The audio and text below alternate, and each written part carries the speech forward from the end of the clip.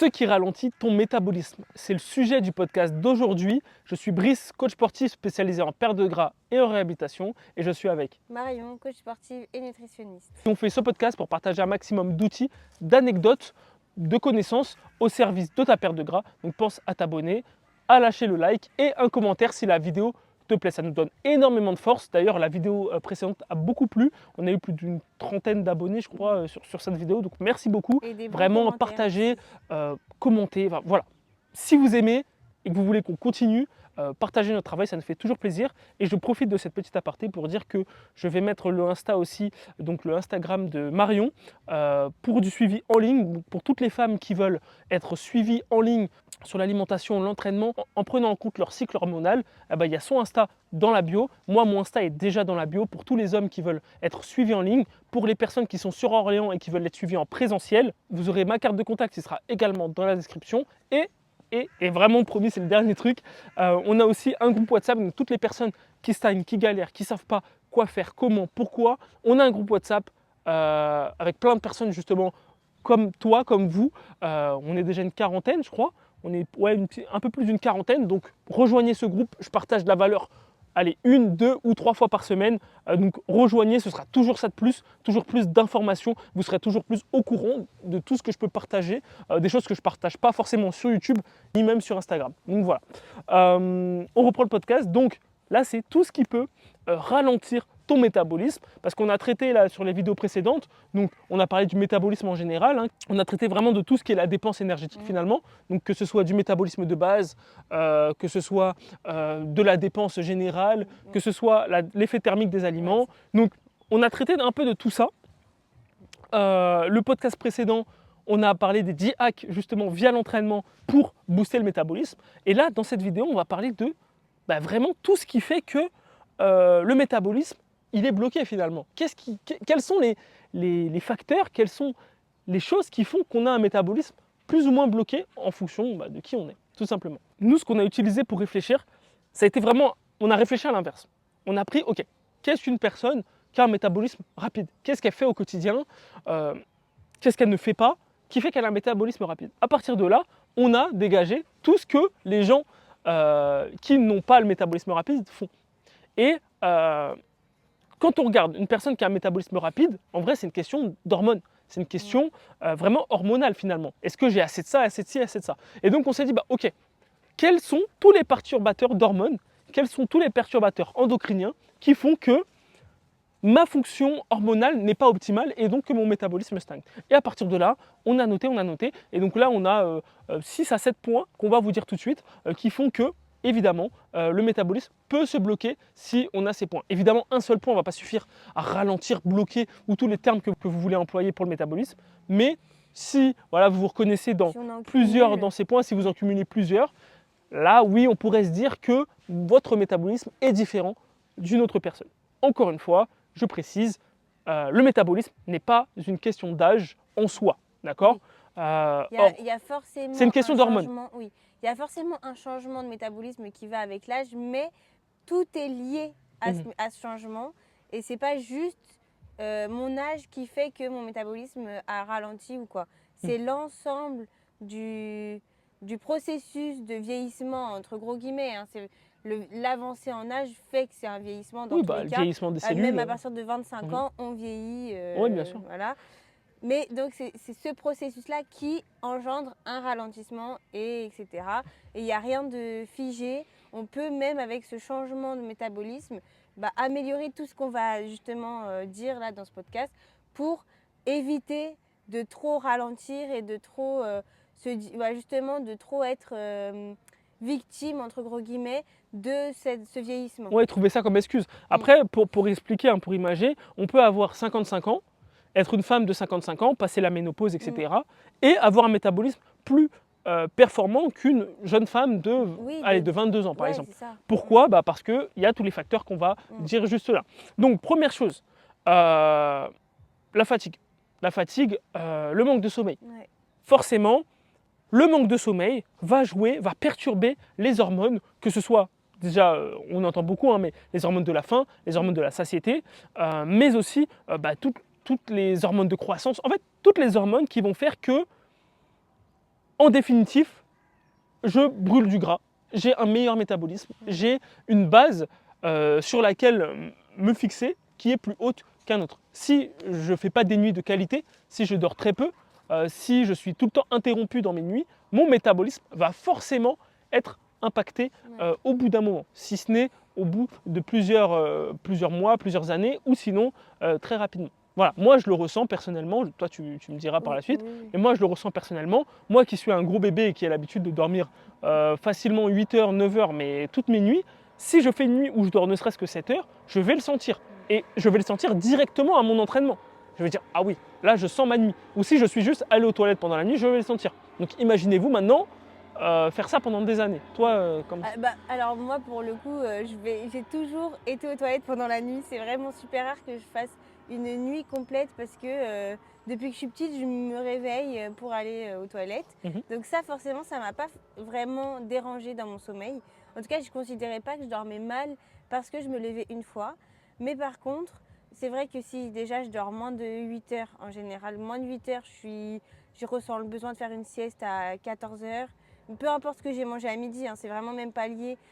Parce que je sais qu'on en a déjà parlé de manger pas mal de glucides ou quoi, des repas lourds, on a envie de dormir. Là, ça peut ne même pas être lié à ce que je mange.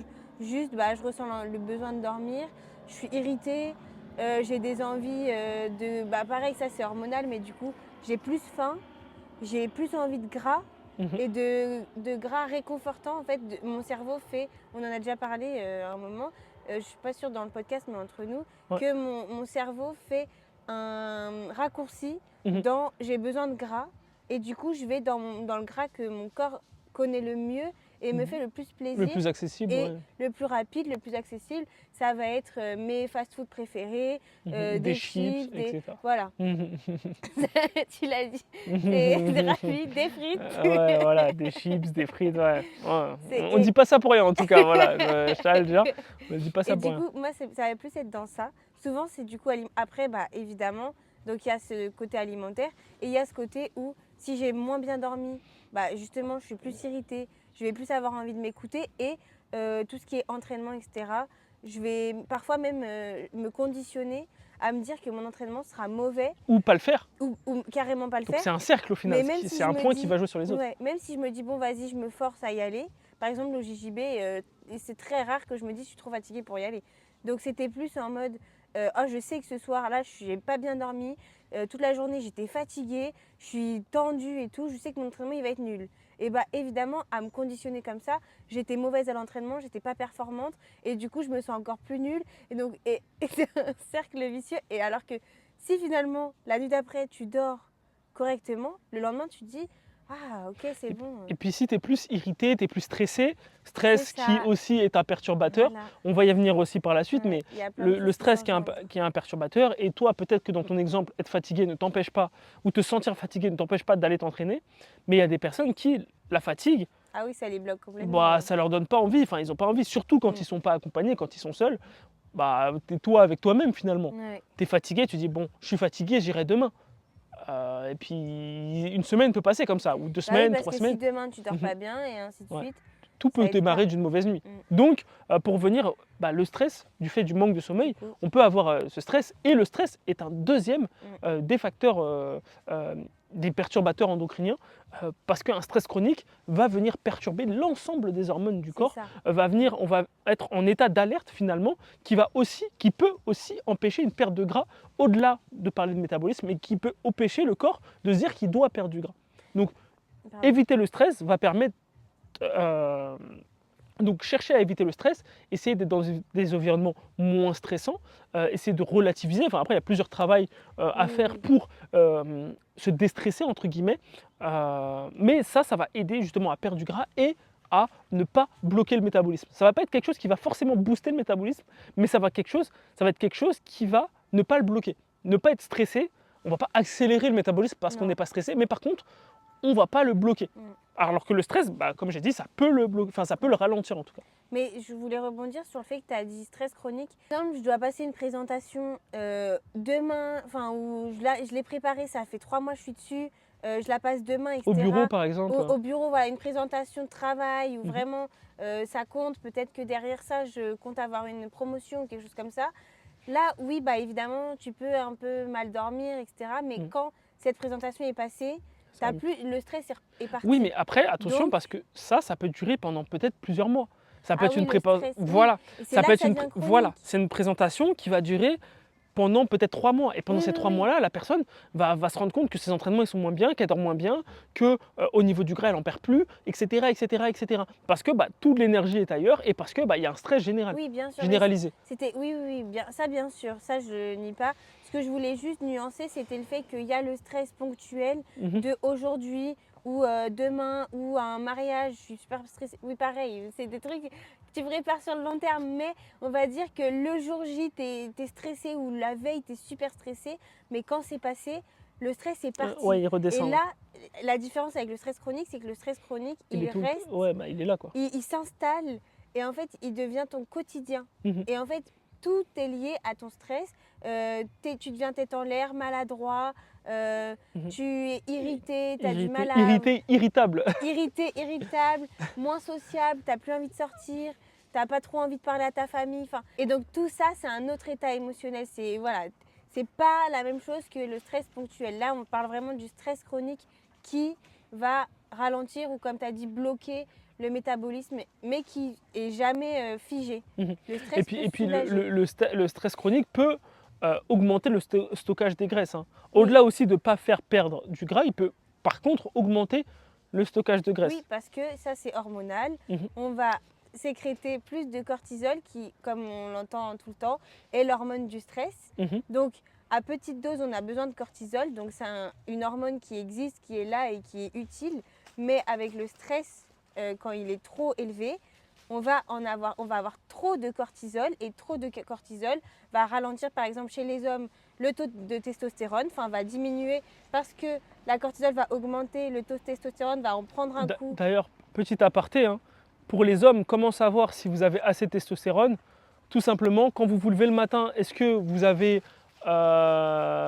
quelle expression je pourrais Ah, dire? ok. Et si Heu tout marche bien. Voilà, si vous vous réveillez en bonne forme, voilà et le mouvement de ma main, veut dire, pas mal de choses. Voilà, si vous vous réveillez en bonne Oui, forme, vous savez que la testostérone est OK. Par contre, si vous vous réveillez le matin et qu'il y a pas cette forme-là, heu, il y a peut-être un problème de testostérone sous-jacent. Voilà. et du coup, voilà, donc chez les hommes, ça va être sur la testostérone.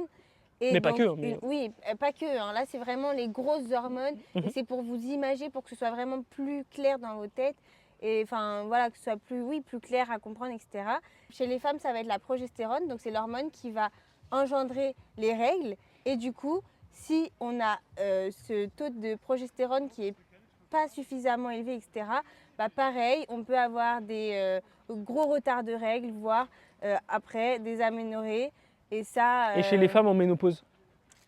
bah, chez les femmes en ménopause, ça va. Ah ouais, mais parce que je t'ai dit, c'est le Ouais. public. Tu me parles de retard de règles, oui, il y en a, mais il y en a aussi qui en ont pas. Faut être spécifique. Bah oui, mais chez les femmes ménopausées, bah, ça va C'est être. quelle hormone qui va être impactée? Bah, c'est pareil. Bah voilà, Ça mais reste du la coup progestérone, oui, mais mais pour du coup un autre. bah voilà, bah explique, comment ça va ce truc. Et du coup, pour la ménopause, ça va être la même hormone, c'est la progestérone également, mais du coup, pas pour le même rôle. C'est pas celle qui va engendrer les règles, mais ça va se ressentir sur tout ce qui va être les gros symptômes désagréables, donc les sueurs froides, les migraines, La voilà, fatigue la excessive? fatigue, Mmh. une fatigue très excessive, parce que justement, il y a ce déséquilibre avec la cortisol qui est déjà assez présente Mmh. en ménopause, et du coup, là, il y a ce déséquilibre qui engendre plus de mauvais symptômes. Et puis pour dire aussi, hein, C'est à après on éviter. va en passer, on va essayer d'accélérer un peu parce qu'on risque de parler 1 heure, mais le stress tue, d'accord?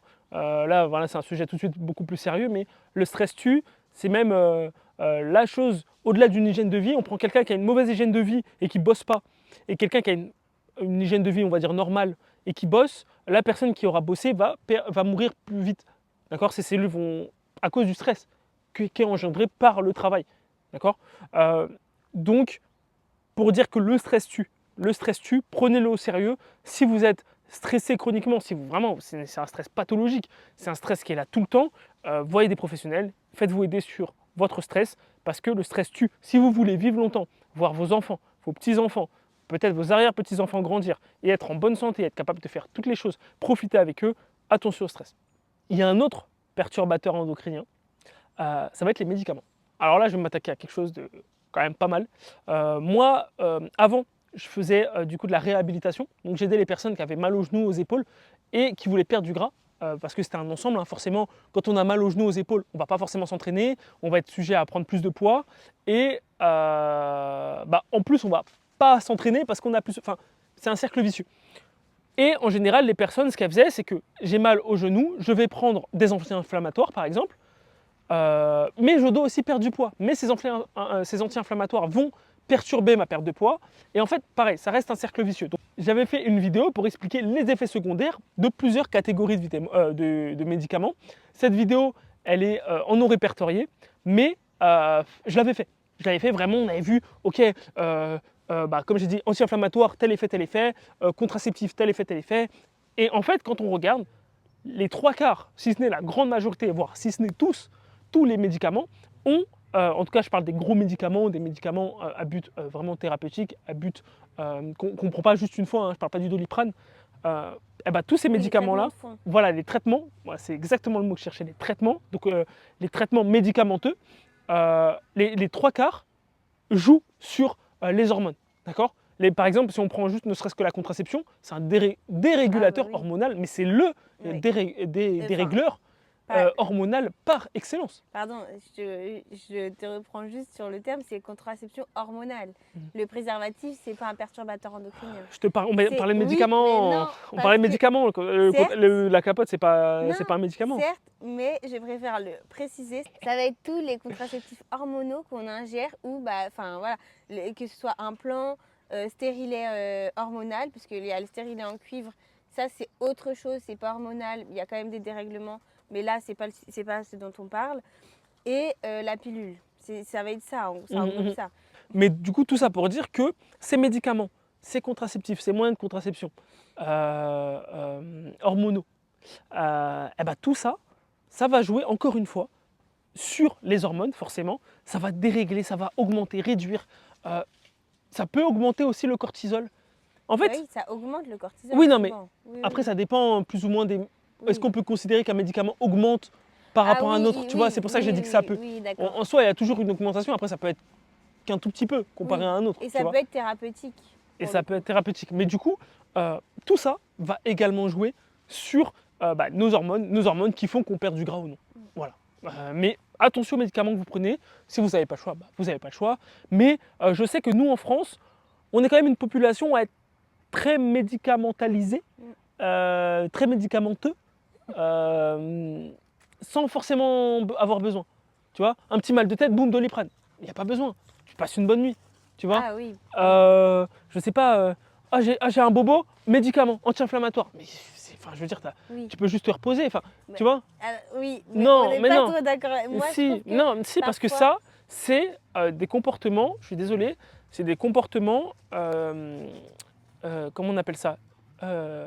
Conduite dopante, en fait. Oui, mais C'est une quand conduite. c'est excessif. Non, mais c'est Quand excessif. à chaque C'est petite excessif. migraine, Mais tu décides de prendre un Doliprane. c'est excessif. Si tu t'es blessé et que Tu ton prends un médecin- anti-inflammatoire, c'est excessif. C'est pas nécessaire.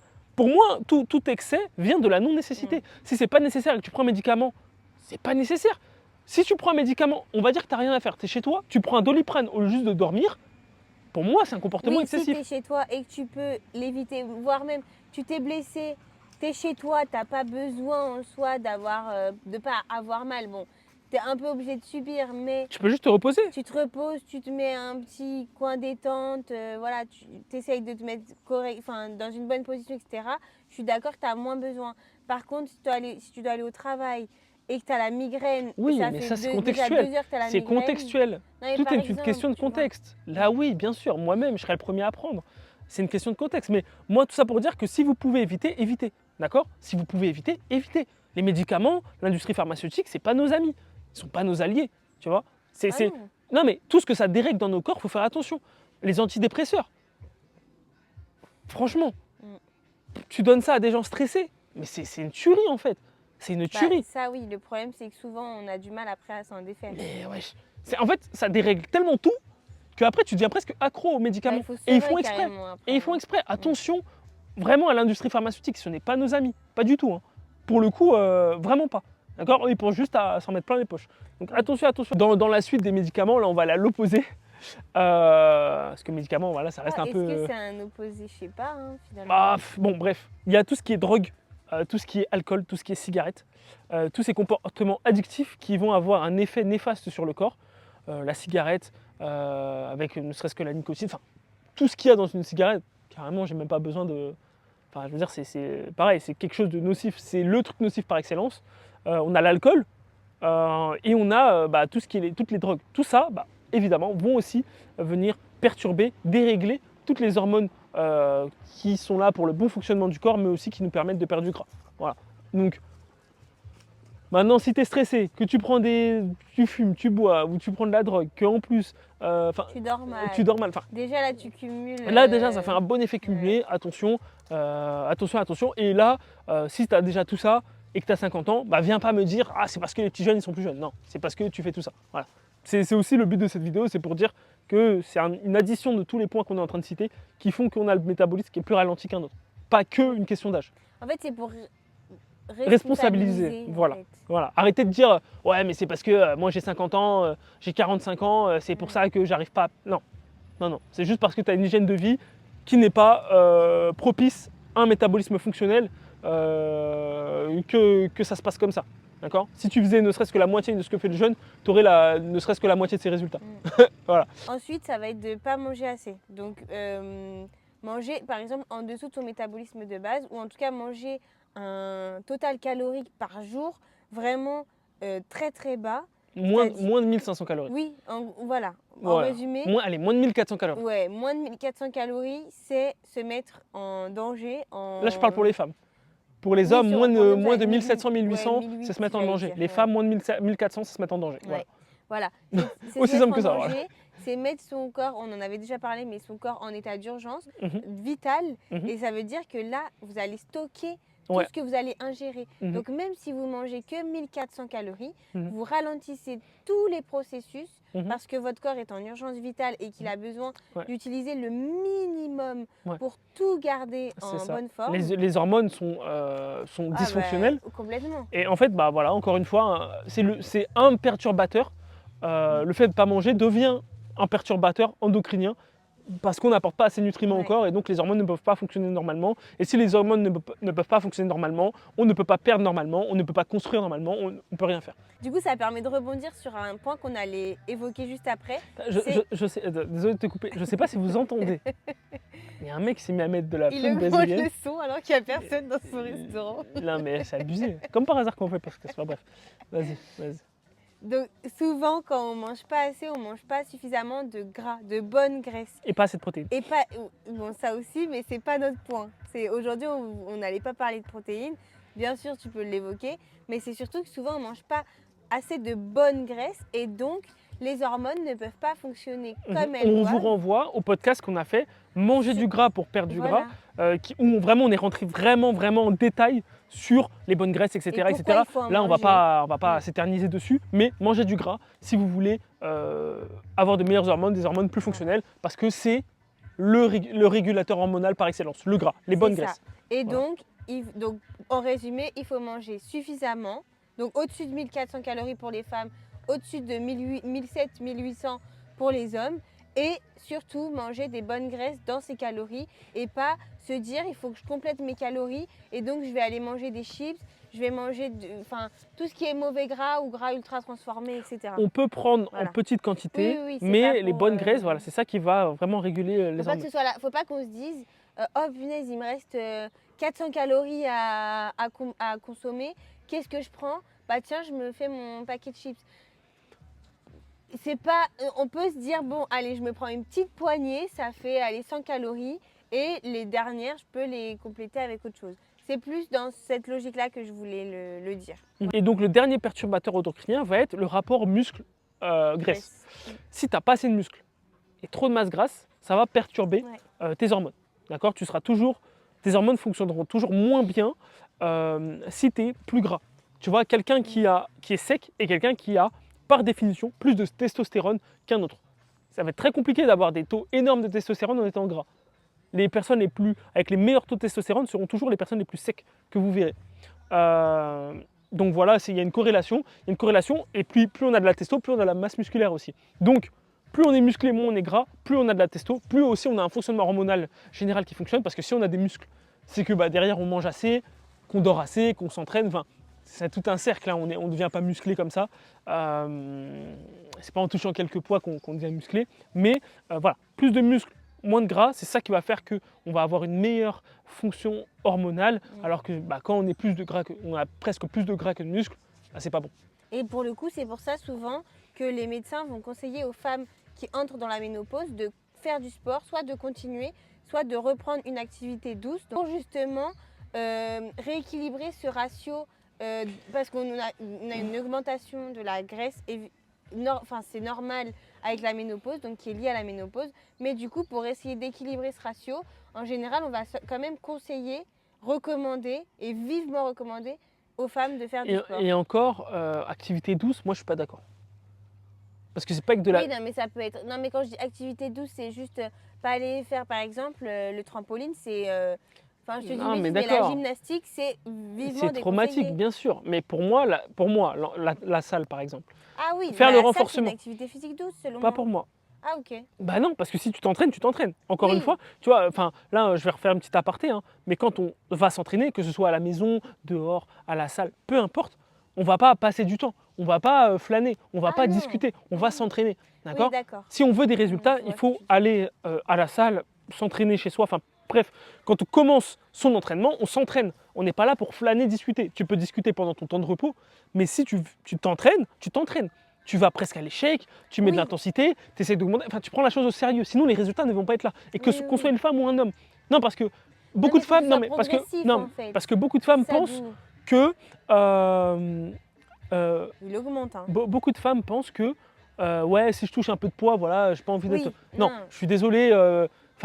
Déjà, rien que le nombre de mecs qui ont déjà une masse musculaire plus importante que les femmes en général, le nombre de mecs qui se tuent pour gagner du muscle.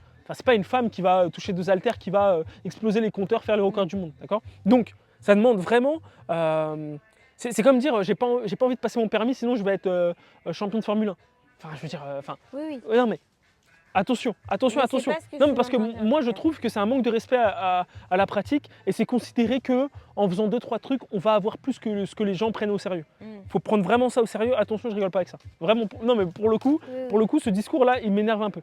D'accord ? Bon, alors plutôt prendre l'activité physique progressive. Voilà. Donc reprendre, par exemple, la salle. Mais pour moi, la meilleure chose qu'une femme ménopausée doit faire, c'est faire du renfort. Que ce soit à la maison ou à la salle, je m'en fous, peu importe.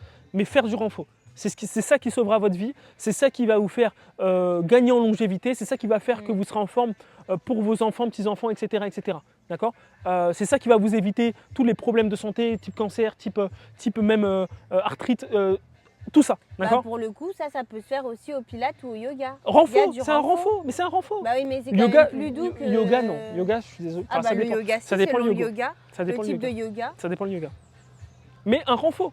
Quand je dis renfort, c'est renfort, on se comprend. Oui. D'accord ? Je parle pas forcément de...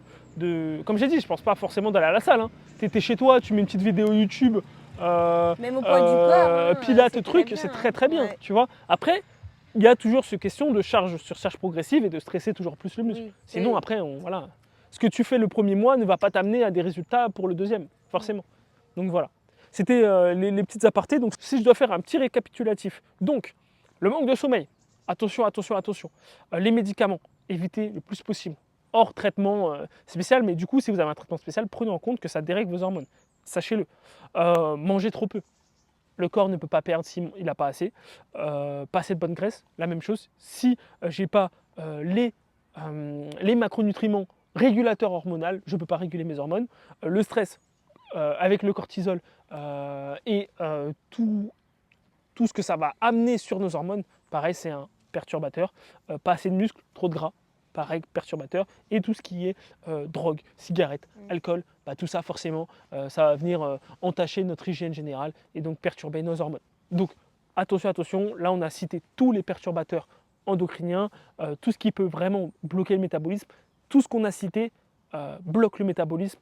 Si ce qu'on a cité n'est pas dans la liste, si vous avez quelque chose qui n'est pas dans la liste qu'on a cité, c'est juste quelque chose qui ne bloque pas le métabolisme, d'accord ? Donc l'âge, etc. Ça ne bloque pas le métabolisme. On peut peut-être perdre une centaine de calories de métabolisme avec 40 ans d'écart d'âge entre quelqu'un de 20 ans et 60 ans. Il y a peut-être 100 à 150 calories d'écart et ça s'arrête là. D'accord? 150 calories, c'est comme on a dit, c'est une compote. Okay. Sinon, quelqu'un de 60 ans et quelqu'un de 20 ans qui font la même quantité de sport, ça va jouer à une compote la différence. D'accord? On prend un mec de sédentaire de 20 ans, un mec sédentaire de 60 ans, ça va se jouer à une compote la différence. Si tant est que tout le reste soit pareil. Quoi. Voilà.